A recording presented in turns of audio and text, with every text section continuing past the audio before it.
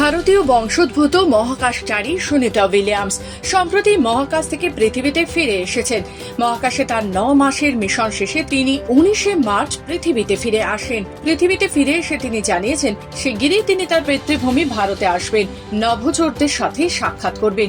সুনিতার মা মার্কিন হলেও বাবা দীপক পান্ডে গুজরাটের ঝুলাসান গ্রামের বাসিন্দা।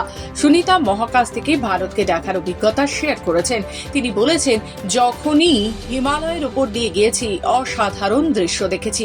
ওপর থেকে দেখে মনে হবে পর্বতমালা যেন তরঙ্গ হয়ে ভারতে নেমে গিয়েছে। হিমালয়ের নিচেই প্রচুর রং। পূর্ব থেকে গুজরাট বা মুম্বাইয়ের দিকে গেলে মাছ ধরা নৌকাও দেখতে পেয়েছি।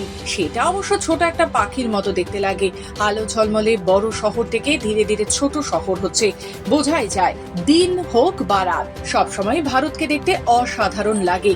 তিনি আরো বলেন, মহাকাশ থেকে ভারতকে দেখলে সারে জাহাঁ সে আচ্ছা বলেই মনে হয়। ভারতে তার আগমনের বিষয়ে প্রধানমন্ত্রী নরেন্দ্র মোদী সুনিতাকে একটি চিঠিও পাঠিয়েছেন।